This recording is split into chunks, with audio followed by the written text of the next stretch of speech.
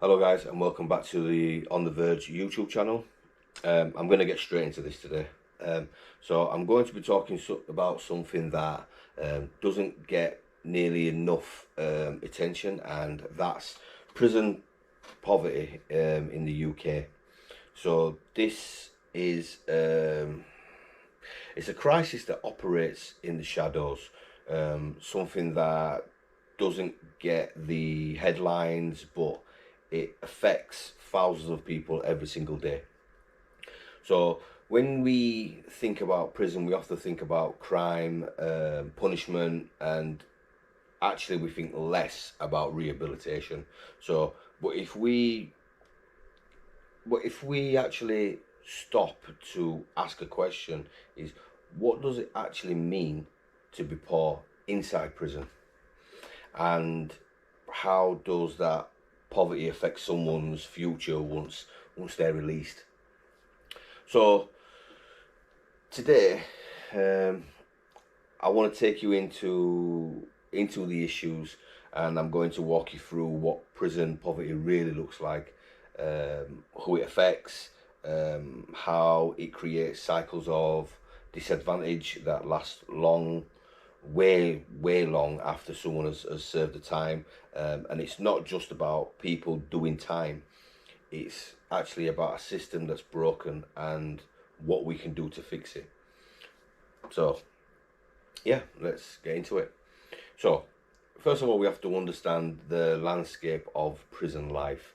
So to really understand prison poverty, we first have to understand who's in prison. So the prison population in the UK is incredibly diverse, but generally we can categorize people into three broad groups. So the first group is, we're going to say, is the well-connected. So these are individuals within the prison system who belong to this category. They're often characterized by their extensive networks, which can range from family and friends to a more dubious connections within criminal cycles. These well-connected individuals often possess a wealth of financial resources, allowing them to navigate prison environment with a degree of privilege that is not afforded to all inmates. So their ability to have money sent in translates into numerous advantages. So they can purchase additional food. The additional food is to supplement the often inadequate prison diet. They can buy hygiene products that enhance their personal comfort and dignity. They can buy extra phone credit, so they get to make more phone calls. So that way they're able to maintain relationship with loved ones, and the supporters on the outside. Then your next category you will have is the first time offenders. So this category encompasses individuals who, prior to being in prison, typically led stable lives, characterized by structure and responsibility. Many could be professionals, such as young individuals or business owners, who, despite their backgrounds, find themselves in prison due to various circumstances. So including financial crimes, drink driving, assault, or personal crisis. So for these first-time offenders, entering the prison system can be scary, disorienting. It can be a bad experience, as it often contrasts their previous lives. However, their connections on the outside play a crucial role in helping them adjust to their new reality. So they will have supportive family members or friends that can provide emotional support through letters, phone calls, visits, as well as financial assistance to help them purchase items from the prison canteen. So this continued connection can significantly ease the transition, fostering a sense of normality, support, and that will aid them in coping with the challenges of being in prison. Then we get to the final stage, which is the marginalised and the vulnerable. So, among the prison population, the marginalised and the most vulnerable individuals represent a particular concerning demographic where the issue of prison poverty is most prominent. So this group often includes those who were homeless prior to being in prison, individuals battling addiction, those that grew up in care system with little or no family support, and individuals struggling with mental health disorders. So many of these individuals come from disadvantaged backgrounds and have faced systemic barriers throughout their lives, which then leads them to a lack of stability, resources, or community support. Now, once they're in prison, the situation often gets worse as they typically lack financial backing from family and friends, making it difficult, if not impossible, to receive money, essential support, or personal visits.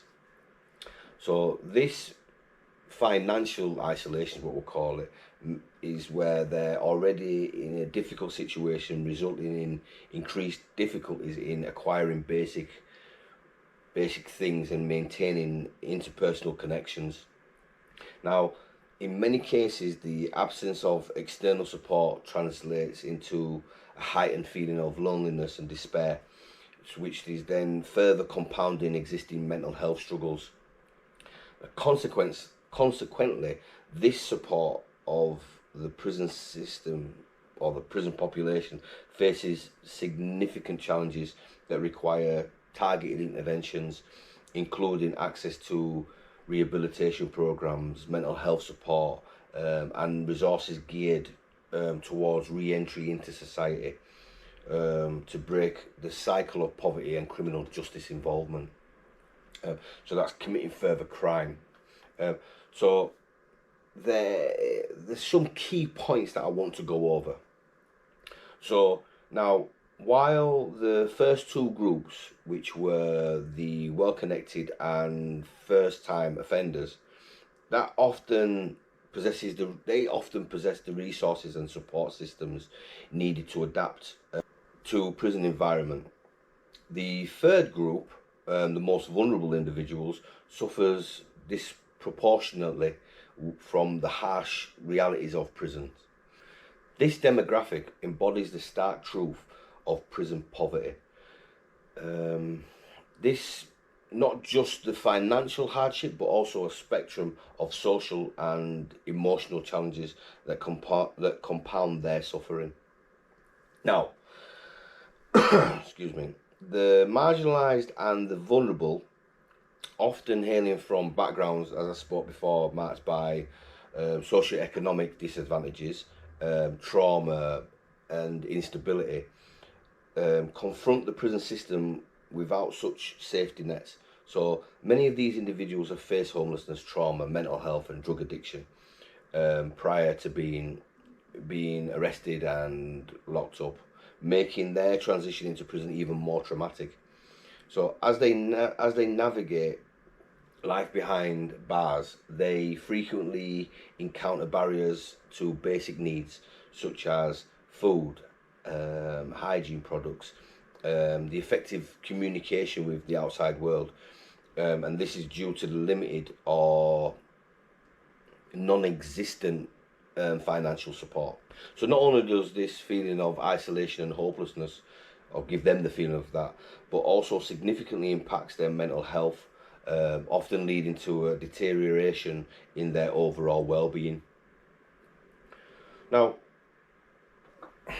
so how you've got to look at this now is, so prison poverty, therefore, is not merely just financial issues. It reflects the broader systemic failures that perpetuate cycles of the disadvantage. So Addressing the needs of this group requires a comprehensive approach that includes access to mental health services, addiction treatment programs, and social support systems aimed at facilitating successful reintegration into society. Now, you have to understand, without targeted interventions and the adequate support, the most vulnerable individuals, those who already face significant hardship, will continue to bear the brunt of the oppressive realities of prison, leaving them at a higher risk of recall back to prison and a continued marginalisation in society. So, some of you may have been to prison, some watching, some may not. So, what does prison poverty actually look like? Oh, it's more than just not about not having money. It's about being deprived of basic necessities, being unable to maintain contact with the outside world, being more vulnerable to exploitation. Now, what I'll do, I'll break that down. Um, so, as an example, number one, we have the financial, um, we have financial side of it. So, prisoners can receive money from family and friends to buy basic things like extra food, toiletries, or phone credit. But if you have no one there on the outside, you get next to nothing. So some prisons provide a small wage for work inside, but this is often as low as £4 to £5 per week, barely enough to afford basic items. What we also have to remember is not forgetting that going to education usually pays the least. Then we move on to number two, which is your basic necessities. Now, the prison will give you soap, shampoo sachets, razors, which is a one blade razor, and toothpaste. But imagine not having enough money to buy, I don't know, maybe Dove soap, even though there's other soaps out there, Head and Shoulders shampoo, or Colgate toothpaste. If you're poor in prison, these things become a struggle. So many prisoners rely on prison provided meals, which are often low in quality and quantity. So those who can't afford extra food from the canteen, they're the ones that will suffer the most, because if you're still hungry, then what can you do until it comes back, until meal time comes back round again? So number three, we have communication and isolation. So phone calls in prison aren't free, and letters require stamps. So if you don't have money, staying in touch with family becomes almost impossible. Now, to give a full reflection on this, you do get 2 free second class letters per week, I believe it is, but this isolation makes reintegration even harder, because relationships break down over time if you're not continuously speaking with somebody or phoning them or writing letters. And do people have time to write letters nowadays? So number four, we have the vulnerability and exploitation. Now, if you have no money, you become an easy target for exploitation. So other prisoners might offer you things like food, toiletries, vapes, but what you have to understand is nothing in prison comes for free. So many get into debt inside prison because they've got to pay double back, so making their time even harder. So this can lead to intimidation, violence, or even be forced into carrying out tasks for other prisoners. Now, you have the IEP system. So that stands for incentives and earned privileges. So this is a scheme that's meant to encourage good behaviour by allowing prisoners to move up through different privilege levels. So you have basic, standard, and enhanced. So as you can imagine, on basic you'll get almost nothing, no private cash allowances, and most restricted conditions, and these people are most likely not working. Now, you can get put on basic for bad behaviour as well, make it clear. Then you have standard, so that's where you get a bit more, but you're still very limited. You then have enhanced, so you can get more phone credit, extra visits, and the ability to spend more money on your canteen sheet. So now, here's the problem: the system disproportionately benefits those who already have an external support. So if you have no money, no visitors, and no resources, climbing the IEP ladder is almost impossible, and also people will think, what's the point? Because the system is set up in a way that keeps the poorest prisoners at the bottom, because they'll think, well, what do I need to climb the system for if I don't have any connections? Now, the impacts of prison poverty doesn't just make life harder inside. It has lasting consequences. So some of the consequences there is your mental health struggles. So that's the constant stress, isolation, and deprivation, which contributes to severe mental health issues, including depression and anxiety. You will have limited rehabilitation. So many educational or vocational programs require access to materials or communication with external agencies, but you can go to education only to a level. You also have the reoffending rates. So people who leave prison with no support, no financial security, are more likely to fall back into crime, and that's just a cycle that keeps repeating and repeating and repeating. Now, a lot of you may know or heard the phrase, if you do the crime and you must do the time. I understand, but we have to give a true reflection of this. So that reflects a traditional viewpoint that asserts accountability and retribution within the criminal justice system. While it is essential to uphold the rule of law and encourage personal responsibility, totally, this perspective often lacks recognizing the complexities surrounding crime, punishment, and prison experience. While individuals must be held accountable for their actions, 100% agree, it is equally important to acknowledge the complexities of crime and punishment. Encouraging an open dialogue about the effectiveness of prison as a rehabilitative environment is vital, not only for the individuals in prison, but also for society as a whole. Now, what needs to change? Okay, so a few things. One is reforming the IEP scheme. So the incentive and earn privilege scheme currently rewards inmates primarily based on their behaviour whilst in prison. Now, to create a more equitable system, reform should emphasise rehabilitation efforts alongside behaviour.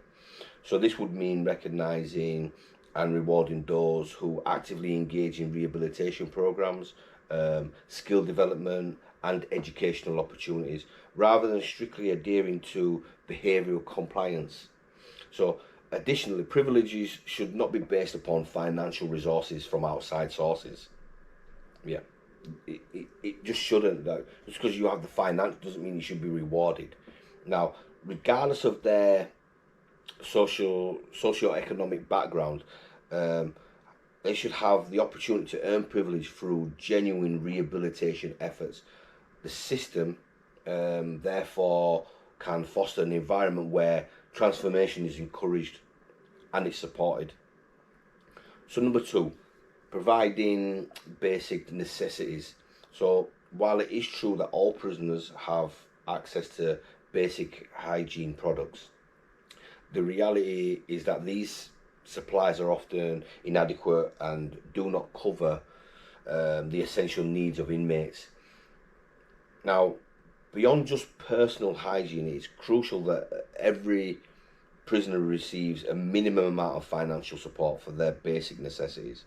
So this will include nutritious food, clothing, personal care items. Now, the prison system will say that the meals are weighed so you will have the right protein, the right carbohydrates, and so forth. But this support could come in the form of small allowance from the prison system, or through funds that can be spent on canteen. Providing these basic necessities not only enhances the dignity of prisoners, but also promotes better mental and physical health, ultimately aiding their rehabilitation and integration into society. Number 3, mental health and support services. The current landscape for mental health services within prison is vastly underfunded and inadequate. There must be an increase in funding significantly targeted towards mental health services and educational programs designed to assist prisoners in their transition back to society. These programs should encompass comprehensive mental health evaluations, counselling, and treatment for issues like addiction and trauma. Educational programs should be perceived as a priority and incentivized as high value opportunities instead of being seen as an easily disposable aspect of being in prison. Paying educators decent wages to teach life skills, vocational training, and personal development can foster a culture of learning and a growth in prison environments, giving inmates the tools they need to build successful futures before they're released back into society. So number 4, encouraging family and community connections. So a strong family bond and community connections play a vital role in successful reintegration and for people within prison. So to facilitate these connections, the government should invest in programs that strengthen family ties, such as expanding visitation rights, family-centered rehabilitation courses, and reduce barriers to communication. These initiatives can include providing transportation for assistance for family visits, improving facilities to make family visits more comfortable, and utilising technology to offer virtual visits for those unable to come to prison. Programs aimed at bridging the gap between inmates and their family members can lead to a better emotional support network, decreasing the likelihood of being recalled back to prison and promote stability upon release. And then we have my final number 5, so that would be public awareness. So there exists a stigma surrounding prison poverty that often hampers public's perception of those in prison, reducing their chances for rehabilitation and social acceptance for when they're released. So to effectively combat this stigma, a concerted public awareness campaign is necessary to educate the community about the challenges faced by those affected by prison poverty. Advocacy groups and policymakers should push for a reform orientated policy that highlights rehabilitation over punitive measures, actively work to challenge negative stereotypes and promote awareness of how systemic issues contribute to the cycle of poverty and crime. By fostering a more informed and empathetic public sentiment, society can encourage constructive dialogue that leads to meaningful policy changes and supports the reintegration of formerly incarcerated individuals back into communities. Now, I'm gonna finish it here and say that prison poverty is a hidden crisis. It's an issue that makes an already broken system even worse, trapping people in cycles of of disadvantage that follow them along, follow them along way long after they leave prison. We need to change the way we think about people in prison, not just as a punishment, but as an opportunity to rehabilitate and reintegrate people back into society. By addressing the root causes of prison poverty, we can create a system that doesn't just punish but actually helps people build a better future. Because look, at the end of the day, if we really want to reduce crime and make our community safer, we need to stop setting people up to fail before they've even had a chance to start over. It's, yeah, this it's a conversation that needs to happen, and it's up to all of us to push for a system that is fairer, more humane, and actually does what it's supposed to. And that system is meant to help people rebuild their lives. Now, addressing these issues with compassion and understanding may ultimately lead to a more just and equitable justice system benefiting everyone involved. So again, thank you for your time. Like, comment, subscribe, and yeah, share. Until next time, take care.